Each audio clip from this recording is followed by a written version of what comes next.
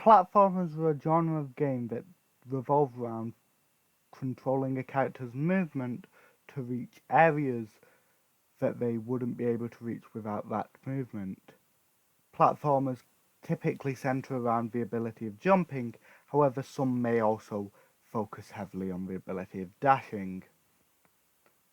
Platformers for a long time have had incredibly hard formats along with incredibly easier ones, with one of the most recognizable video game character, Mario, being from a platformer-centric series.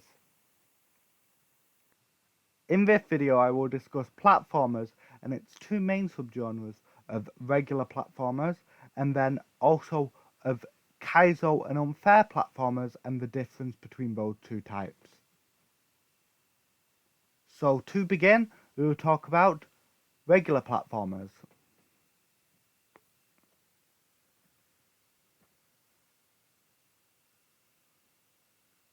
A regular platformer is just a game that takes from platform mechanics. These games may angle into movement like dashes and crawling, however the primary type of movement is typically jumping. These games may be fused with other genres and are typically two-dimensional, however there are some three-dimensional examples. The gameplay being shown at the moment is from the game Celeste. Celeste was an indie game developed that features platforming mechanics focusing around both jumping and dashing. Celeste has wide varieties of secrets that the player can get to by being exceptionally good with their movement. These secrets include strawberries, extra levels, and crystal hearts. This reflects a feature of platformer games of having optional collectibles.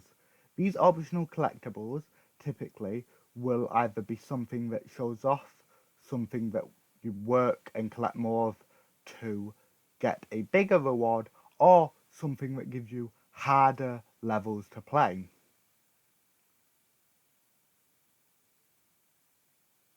Another platformer game is Pikuniku. Pikuniku is a game where you, a little red blob man with arms and legs, have to go from location to location solving people's problems.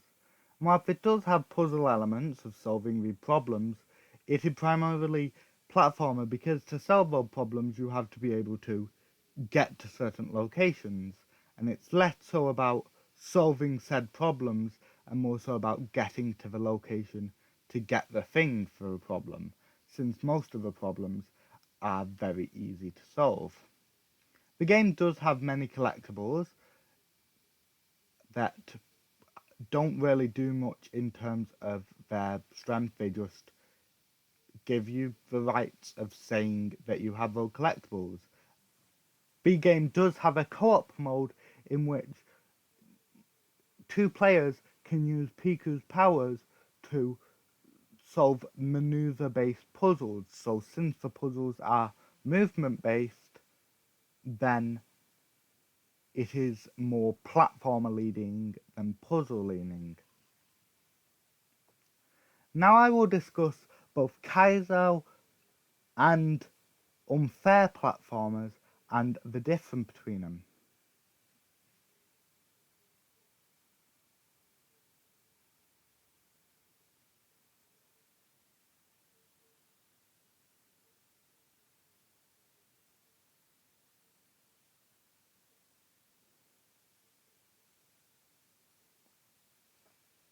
Kaizo and unfair platformers are often mistook for the same thing. A Kaizo platformer is a platformer that will require high amounts of skill on the technical side to play. An example of Kaizo Mario, naturally the game where the Kaizo tradition started and then spread into other genres and other series, was Kaizo Mario World, a fan-made ROM hack of Super Mario World that was made to be incredibly technical difficult, stretching even the best Mario players to the max. There are of course speedrunners who have attempted to complete this game in incredibly short times, with the current footage being shown being from a 14-minute 12-second speedrun by Calco2. This speedrun will be in the description. Unfair games, however, are made to be purposely hard in an unfair way in order to receive an uproar from a player.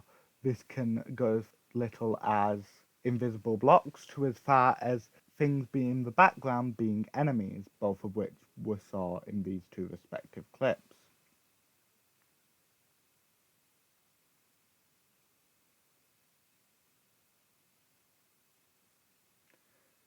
Where Kaizo games require incredible amounts of skill, these games more so require trial and error, with you learning what parts of the map are dangerous and how to move through it, and having to use that knowledge in order to complete it.